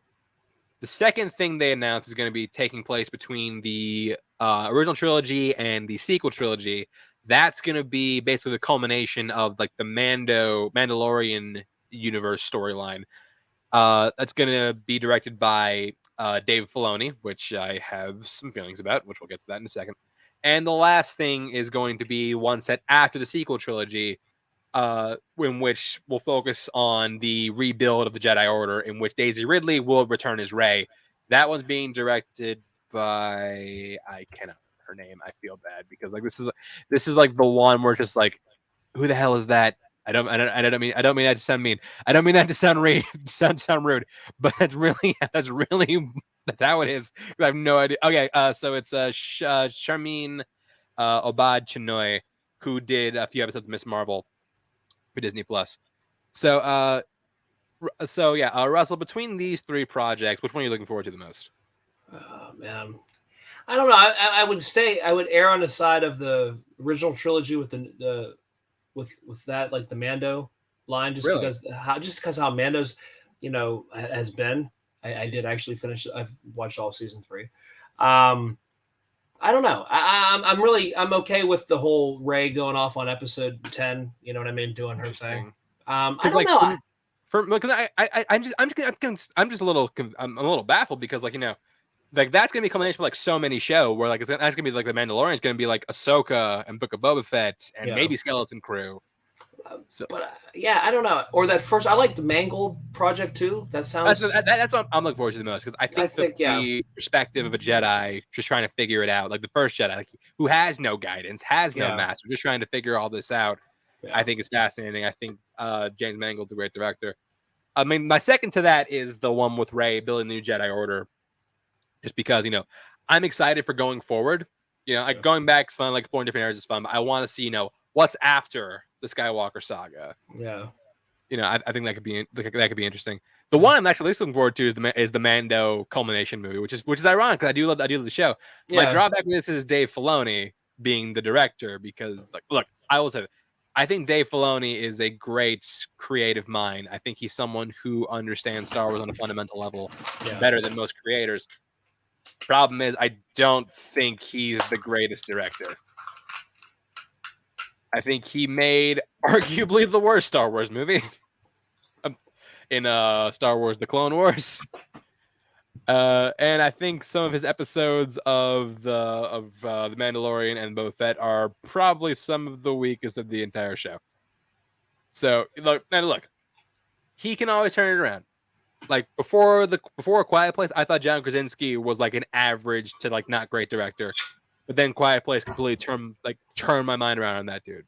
Yeah. So he could pick a few pointers, but like I think I'd be more interested in the Mando movie was being done by anyone else. Like if Rick Famuyiwa was doing that, I'd be all over it because I think he's an excellent director. I think he deserves another movie. But yeah, so that's where Star Wars is. And I do think because the Lucasfilms work people they're comfortable with. Like the Dave Filoni one, I think will definitely happen. James Mangold just did Indiana Jones, so I do think his is pretty safe. And I also think people were excited to see Rey come back, so I do think that was I think these are gonna where they've announced things and they haven't happened. I do think these are going to go down. Yeah, for sure. So yeah, that's at the end of that. So that brings us to the end of our news segment. We now get to our final segment of the show. We're doing our very first tier ranker, and we're doing it on legacy sequels. So let me just share the window right here. Here we go. All right, so we got this. We have a list of legacy sequels down here. Oh, wow. And we are going to rank these. So these are our tiers. We got S, A, B, C, D, and F. So let's just start into it. So we're going to start with the ones we reviewed before. I actually putting this together. We reviewed a lot of legacy sequels. Now I look at it. So we're starting with Blues Brothers 2000. That's an F. Is the soundtrack enough to keep it out of D? To keep it out of F? Do we think the Eric Clapton and everybody coming in at the end is that worth it to keep it at? Is that worth it to put it in D at least? Well, it's a really bad movie though. Yeah, no, we got to put it in F. I'm gonna go with F. All right, Indiana Jones Kingdom of the Crystal Skull. Where are we putting this one? Fucking F. F for atrocious. I would agree, but so is this better or worse than? It is better than Blues Brothers 2000. All right, I'll give you that one. Because I'll go to bat for it and say that 3/4 of the movie is a fun like sleuth Indiana Jones-esque film, and then the back sci-fi and aliens, and then the back quarter ruins the whole entire film for sure. All right, Tron Legacy, which is the first legacy sequel we reviewed this month. This is your picks. I'll see what you say, and then I will give my thoughts because I know where I feel. I'm comfortable middle of the road. I'm gonna go with C. Okay, I'll go with you there. That's what I was gonna say. I'm comfortable middle of the road on that one. Top Gun Maverick S. Absolutely. Yeah, we're gonna go S on that one. It was 100%. Yep. There's no way. Blade Runner 2049 also S. I mean, I was not a fan of the first. I was not. No, I'm not gonna I was not a fan of the first one. Blade Runner 2049 is visually beautiful. Yeah, I mean, I'll go with you on S on it. Okay, so higher or lower than Top Gun Maverick? Lower. Okay, I can cover you on that one. Okay. Jurassic World. Jurassic World is pretty much a rehashing, but it's the better of them. I will give that I'm comfortable with a B on that one. I know that might be a little bit high. I'm leaning towards a high C. Okay, we'll go high C. Above Tron Legacy. Yeah, I'll put it above Tron Legacy. All right, put that. All right. ID Resurgence. That's a fucking F. Atrocious. Now, where do we put this? Is it higher or lower than these two movies, or in the middle? I put it right in the middle. It's the cheese to the Indiana Jones and the Blues Brothers bun. Yeah, I think. Feel it? Yeah, I can go with you on that one. It's really bad, man. All right, Creed S. S for sure. Now, where does it go? I will put that. I like Creed a lot. I'm inclined to put it above, at least above Blade Runner 2049. I'll put it above Top Gun. Really? You want to put it above Top Gun? I liked it. I liked it a lot. Yeah. It's close. All right, I'll go with you on that one. We'll put it above Top Gun for now. All right, so now we're going to movies we've never reviewed on this show. So let's start with 2010, the year we made contact, which is the sequel to 2001: A Space Odyssey. What is it? We Made Contact? I've never seen it. The year we made contact. I've never seen it. So okay, I've seen it. I'm struggling between like a low C or a high D. I'll put it in C. Okay. But like below these two. So I'd rather watch these two than 2010 again. All right. Anchorman 2. Anchorman, I'll put that as a D. I didn't really care too much for it. I like it enough to put it to C. I wouldn't say B, but I'd say C. Okay, so like a high C. So I would be okay with it after Tron, or you want it before? Okay, I'll settle it. I'll settle after Tron. Okay. All right. Bad Boys for Life. If you had Bad Boys 2, I'd take Bad Boys 2 higher. Well, Bad Boys 2 doesn't count. I know, because it's not a legacy sequel. I get it. Okay, we forgot to say, like at the top of this, the criteria for this it had to be at least 10 years, not at least 10 years, but like around 10 years after the first. Like there are movies here that are like 8 or 9 years after this first, but same criteria here. I'll give you Bad Boys for Life. I'll go B. Yeah, I agree with that one. I'm good with the B on that for sure. All right, Barbershop: The Next Cut. Oh man, yeah. Have you seen it? I have. I really like it. Yeah, I'm inclined to go B on this one. We'll go B. I'll put it after Bad Boys. Yeah, I'll agree on that one. Okay. All right, this is Be Cool, which is the sequel to Get Shorty. Oh fuck, that was bad. Get Shorty was really good. You didn't see it. It has to be lower tier. Like I'm gonna go D. I'm gonna go D because we don't have anything in D. Like let's buff it up a little bit. All right, so go D. Bill and Ted Face the Music. You're gonna be mad at me. I didn't get to watch it. Oh, you haven't seen it? No, and I wanted to. Oh man, I want good too. I'd be okay with maybe bringing that just for for nostalgic purposes. I'd throw that on the backside of B, maybe. I would agree too. I would put it in B. All right, cool. Put it in B. Cool. And my thing is, I don't know if I put it higher or lower than Barbershop: The Next Cut. I put it after that, I guess. Yeah, I'll put it after because you haven't seen it. Yeah. Next one, The Boondock Saints 2: All Saints Day. You're gonna call me crazy. I like the Boondock Saints 2 better than the original. I know. I don't think you're that crazy. I like it a lot. I'd be okay to walk with Boondock Saints 2 at a C. Yeah, I'd be cool with that. I like the Boondock Saints films. And I would where do we put it? I would put it over Anchorman 2. Yeah, I can get down with that. All right, cool. All right, Clerks 2. Clerks 2 is fucking great.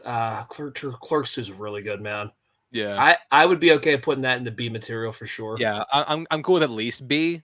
And just because I've seen it, I'm gonna go ahead and put it above Bill and Ted. I put it above Bill and Ted. Yeah, all right, because we've seen it. Clerks 3, because technically also like a sequel came out last year. And I didn't see it. Clerks 3 is also really good. I'm also inclined to put that in B because I've seen it. I think Clerks 2 is really good. All right, so ride them back to back then. 2 and 3 together. Yeah, I don't know if I would put higher. I'd probably put Clerks 2 a little higher. Okay, so we'll put Bill and Ted and then Clerks 3. Yeah. Okay. Next one, The Color of Money. Color of Money. That's a sequel to The Hustler. Hustler. This movie's fucking great. I'll put that at A. I'm good with that. Yeah, I'm like at the very least, it's an A. I don't know if I can move it for like a full S, but at the very least, it's an A. I'll throw it an A. All right. Coming to America. That's the one, that new one. I'm middle of the road on that. I mean, that's up to you. I'm gonna C for that. It's like C or D for me. I'll go C. I honestly I think put below Anchorman 2, honestly. Yeah, that's fine. All right. Curse of Chucky. Not very good. I'm good with Curse of Chucky. Did you? Yeah. Man, I'm good with like a D, a high D. I put this in like a C tier. So like, we'll settle this at like a low C. That works for me. I'm fine with it. So below. I would put it below. Put it below. Coming to America then. Coming to. All right. Yeah, so that's fine. We'll compromise there. Okay. All right. Live Free or Die Hard. Die Hard 4. That wasn't that great. I would go a high D on that. Yeah. Okay. Higher or lower than Be Cool? Higher than Be Cool.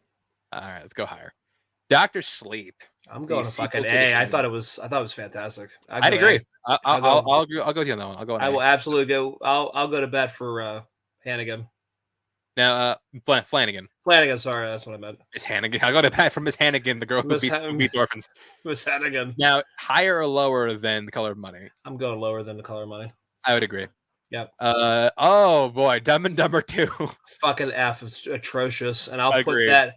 And I might put that lower than. You know what? This is where the with Eric Clapton and BB King and all those. That's what Trumpet over. I'll put it all the way at the bottom. I'll go with you on that one. Yeah, because I don't even like the first Dumb and Dumber, but Dumb and Dumber 2 is fucking atrocious. God, it's bad, man. Yeah. All right. Finding Dory, sequel to Finding Nemo. I'm good with a B on that one. Yeah, I'm cool with a B.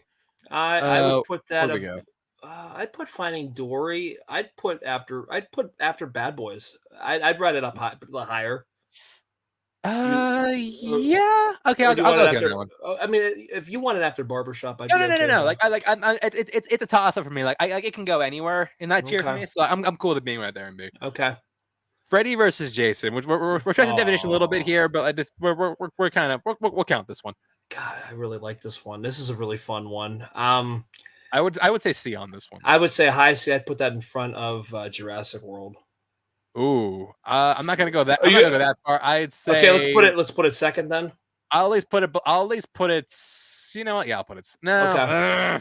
Put it behind Tron. All right. Yeah, I get it. Okay, that's fine. I'll take it. All right, Ghostbusters Afterlife.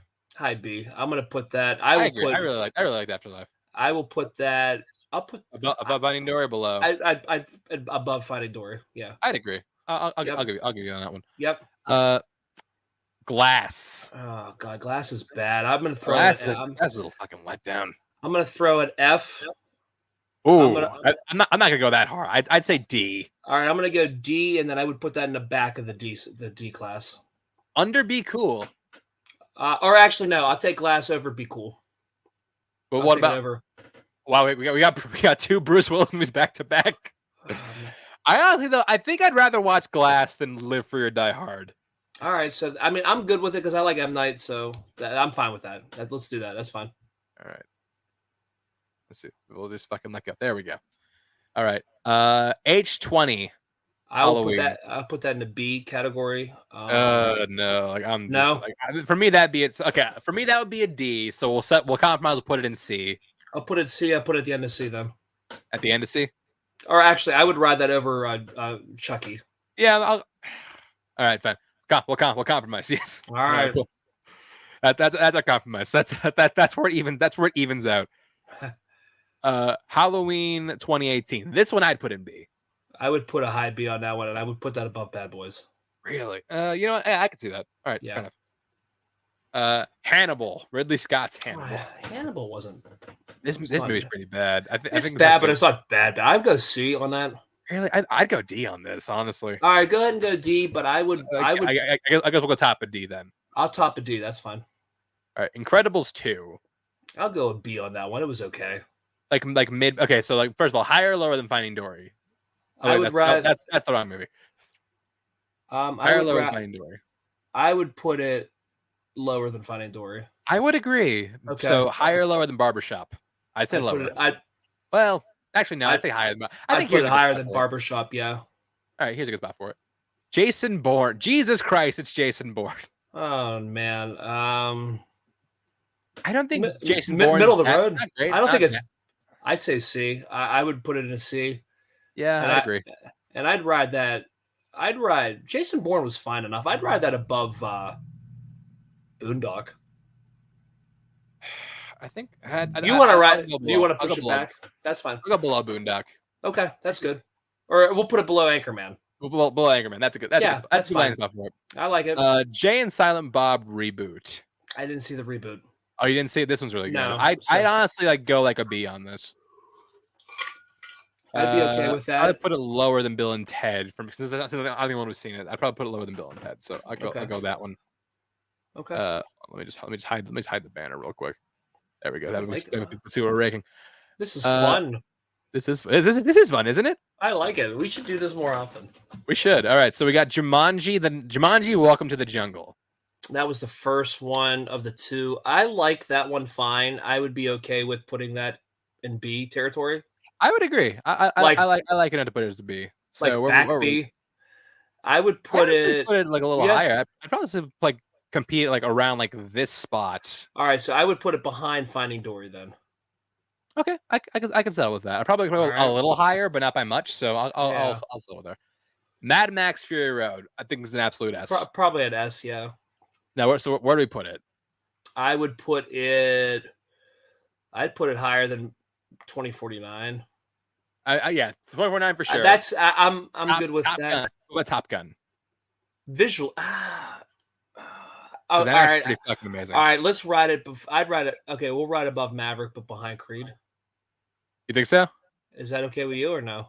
I'm cool with it. Like again, like Alright. these are All right, these let's are do like it. 4 excellent films. So like it's hard to like really rank like kind of like this.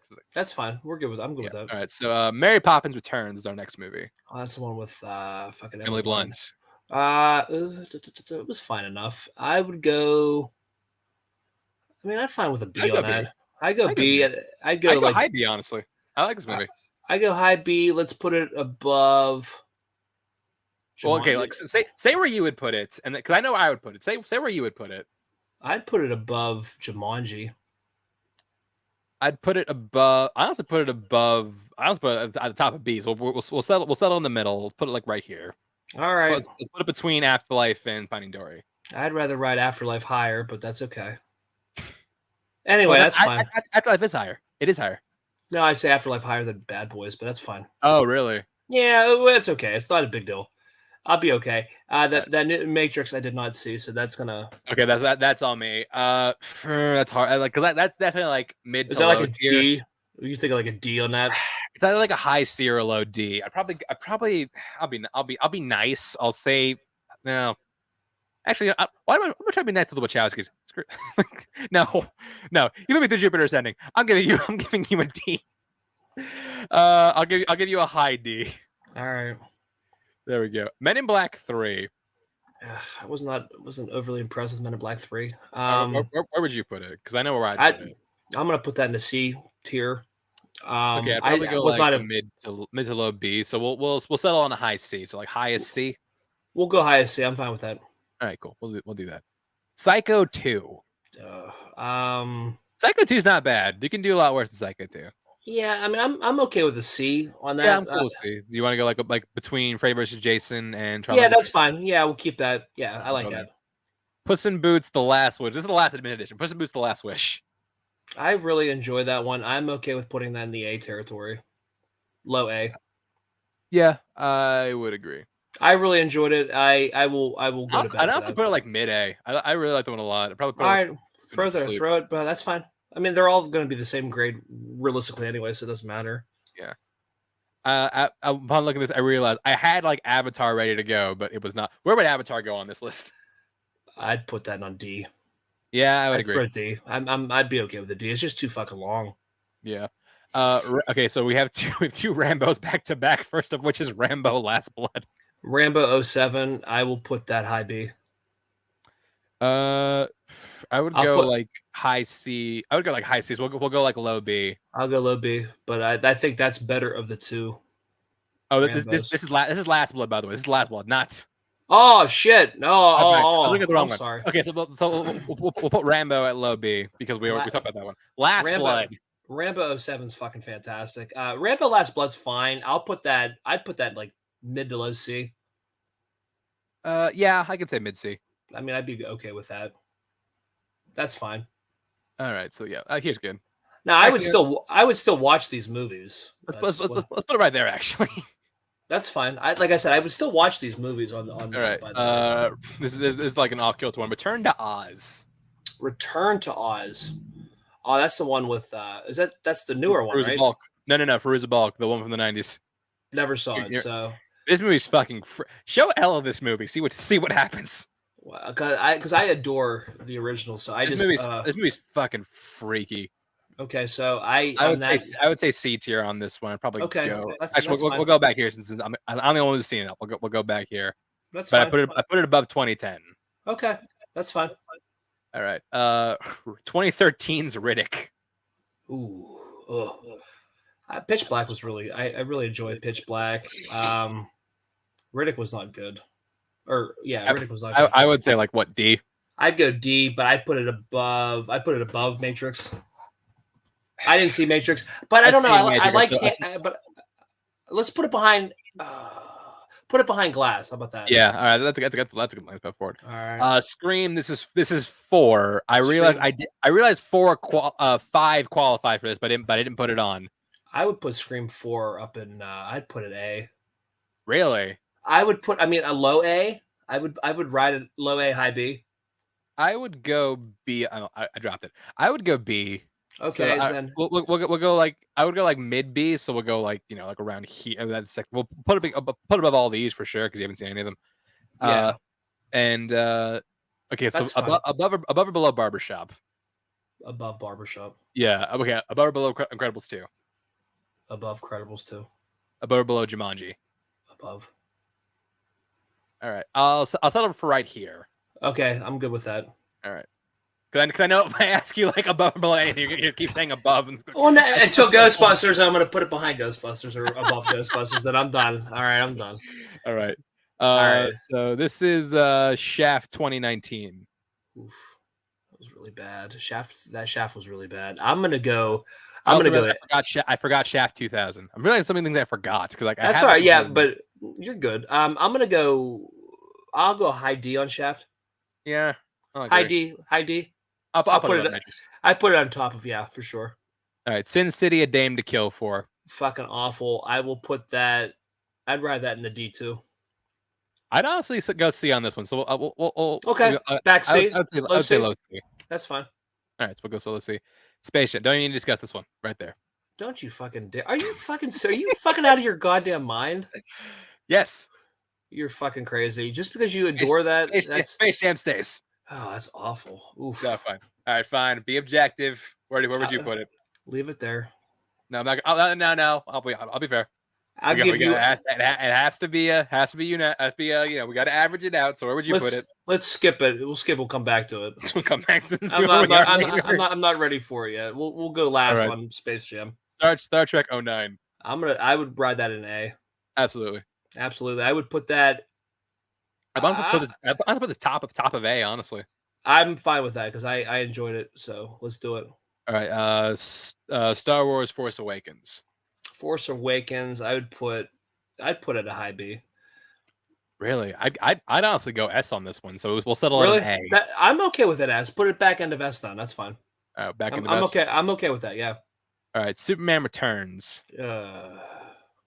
Not the one I was hoping for. The one you were hoping for. The Brandon Routh and the Kate Bosworth one, huh? The one you were hoping for doesn't count. God, this movie's long. The movie's fucking dull. Like it's I like a C or a D. I'm gonna go back C. And I love Superman. I'll ride it on the bottom of C. Yeah, we can go back and C. Sure, I'll settle with that. I honestly put this below Sin City, A Dame to Kill For. I mean, I like Superman. I would go above just because I like Superman more. Okay, I'm happy with that. Good. All right, T2 Train Spotting. T2 Train Spotting. Oh, okay. This is pretty good. I guess I would say a low B. I'd be alright with a low B. I can go with that one. A low B, good. I would put go that right here since we both seen it. That's fine. Terminator 3: Rise of the Machines. This is the Terminator block. That's awful. I will put that in. I put that in the D. Yeah, I can go with you on that one. I'd ride it high D. I'll put it above Shaft. I'd rather watch that than Shaft. Yeah, that's no.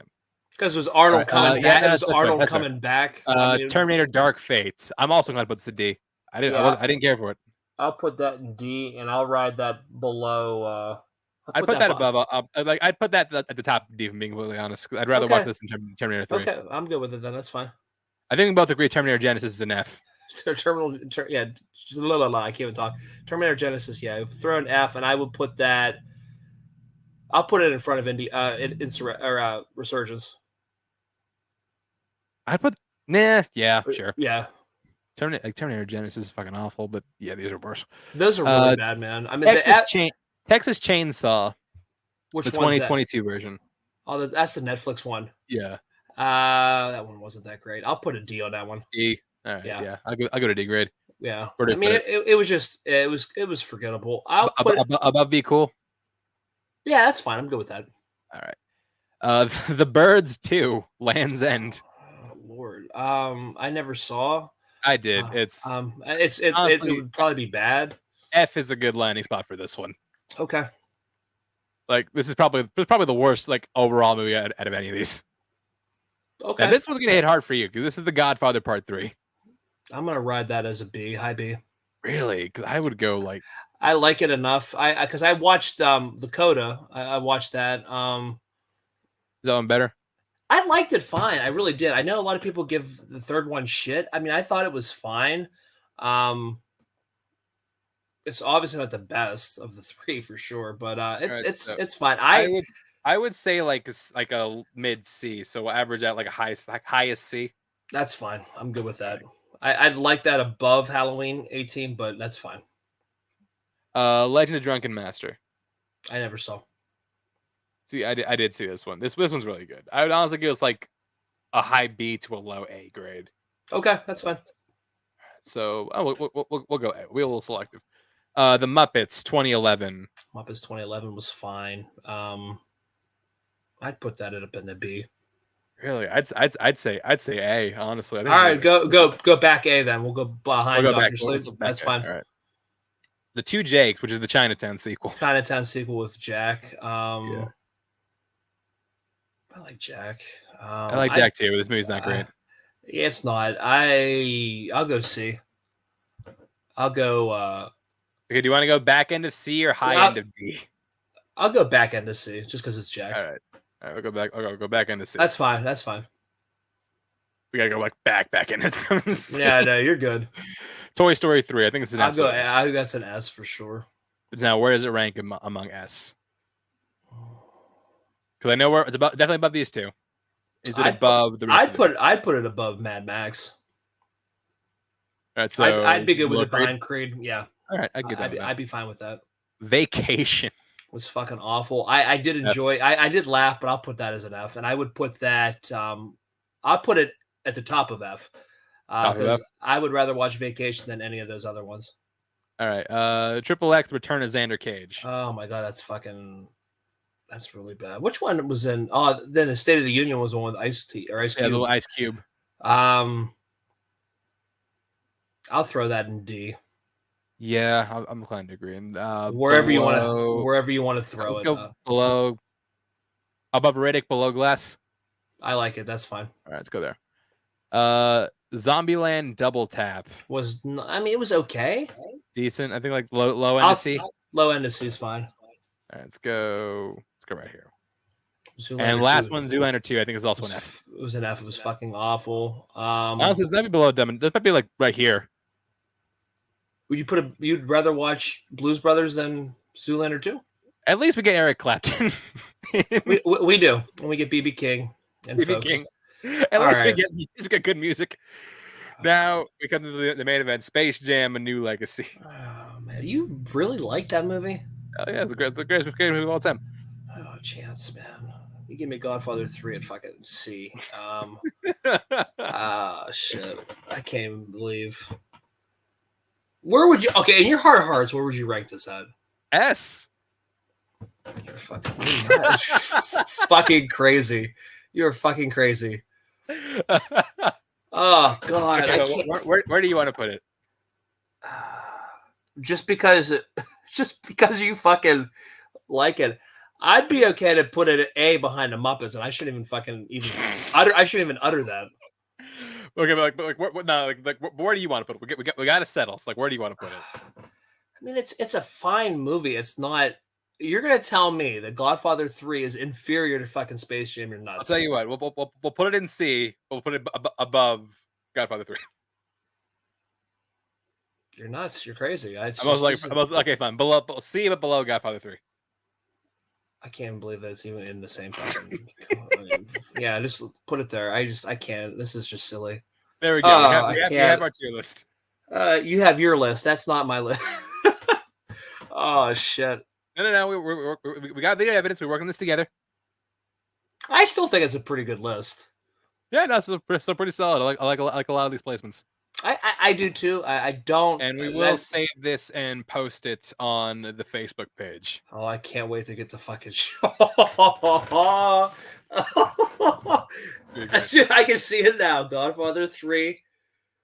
Godfather Space 3. Jam. Oh, God, I can see it right now. That's gonna do it for us. Russell, I got a plug before we head out.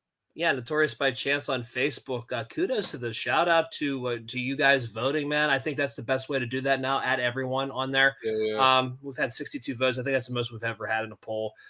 Unanimously, you guys said yes. You guys want the Sting. So we will be getting on that. You guys can also find us, Notorious by Chance, on TikTok. I still got to post my reaction to Guy Ritchie's The Covenant.